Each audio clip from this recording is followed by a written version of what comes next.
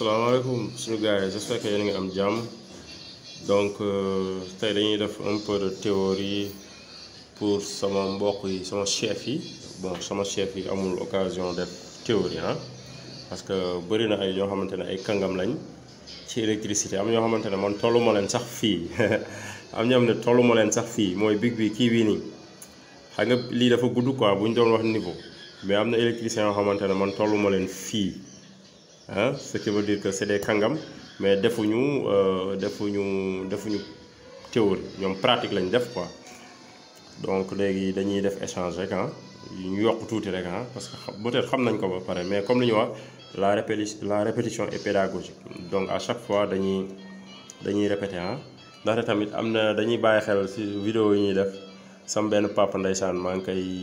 béggee di ko siyaar di ko ñaanal waaw yal na yàlla dëgëral ay taxawaayam yal na fi yàgg te wër waaw moom moo ma may kii bi moo ma may multimètre bi power mètre temps yi sama booy yi dama leen di xànji temps yi man maay chef maanaam sama papa Père Sakho moo ma fuyal quoi ndeysaan ku amul papa rek amoo dara quoi gis nga moo ma fuyal waaw jëndal ma yónnee ma lii ampèremètre bu am doole bu efficace foog ma xànji tuuti ñoo di promo donc ma ñëw ci comme li ñuy wax sama Père Sakho daf may wax loolu tout le temps daf may naan souvent même boo leen def vidéo da leen bàyyi xel am na ñoo xamante ne dégguñu nasaraan donc da ngeen di bàyyi xel ñoom donc fii damay ñëw ci théorie lan mooy puissance puissance s'exprime en watt maanaam tey appareil boo gis am na puissance maanaam tey bu ñu jëlee tey benn disons ñu jël benn chauffe-eau bu yem ci digg maanaam chauffe-eau yu gàtt yi donc chauffe-eau dafa am puissance s'exprime en watt maanaam tey chauffe-eau bi puissance am lii la bon 1500 watt donc chauffe-eau bi la puissance s'exprime en watt maanaam tey appareil boo gis jumtukaay boo gis jumtukaay électroménager lépp lu nekk ci bépp machine lépp loo xamante ne courant moo koy doxal dafa am puissance léegi puissance boobu moom mooy watt moom mooy en watt donc comme on dit en électricité la puissance s'exprime en watt donc léegi tey naka laay protéger sama benn par exemple li ma jël exemple mooy maanaam sama chauffe-eau bii nii sama chauffe-eau bii naka laa koy protéger parce que chauffe-eau bi puissance am 1500 watts la kon xam nga kon am na puissance am na doole léegi naka laa koy protéger pour xam intensité bii nii maanaam dañuy def théorie pour xam intensité bii nii il faut nga calculer il faut nga xool moom intensité am en ampère maanaam appareil bu taaxee naka nga koy nan ngay calculer maanaam 1000 watts yi nan nga koy calculer intensité am naka ngay xamee ban disjoncteur maanaam ban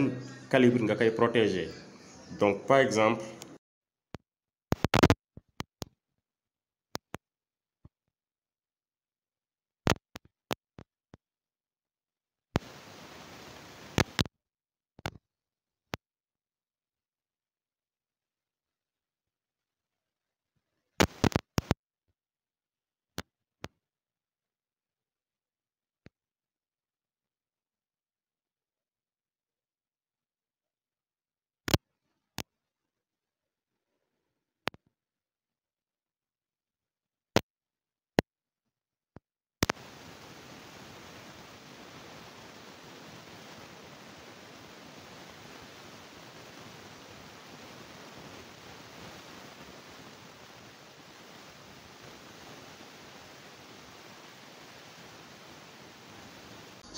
damay jox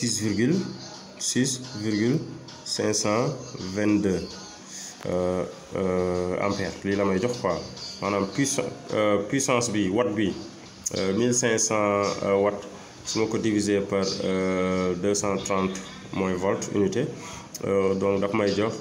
6,522 donc pour calculer puissance à chaque fois loolu la parce que bu ñu la joxee benn appareil da ngay xool watt bi quoi da ngay xool puissance bi watt donc appareil bi peut-être ci ginnaaw lay nekk wala yooyu mais day am fu ñu koy bind ci référence bi ci notice bi donc yow foofu ngay basé wu pour xool yow lan nga koy protéger donc mais il faut faire attention parce que souvent appareil yi par déclenchement bi par exemple appareil bi par exemple boo taalee comme lii bu ñu nee 1500 watts par exemple appareil bi mais ci démarrage bi mun na ëpp lii comme mën na yem si lii comme mën na ëpp lii donc à chaque fois da ngay xool noo koy protéger parce que appareil bu nekk en électricité appareil yu bëri suñuy déclenché wu suñuy tax si la ñuy ëpp lu ñuy consommer que bu taxee ba daw ay quelques secondes par exemple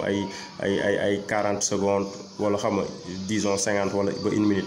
donc démarrage bi appareil bi démarrage bi il faut nga bàyyi ci xel ci protège par exemple tey su nekkee tey bon su ma defee calcul ma am 14 ampères wala yooyu dama koy protéger ak 16 pourquoi ma koy protéger ak 16 parce que mën na romb au démarrage mën na romb loolu kon mën na déclencher sama modulaire donc ñu bàyyi ci xel yenn saa nag di baax na quoi di defaat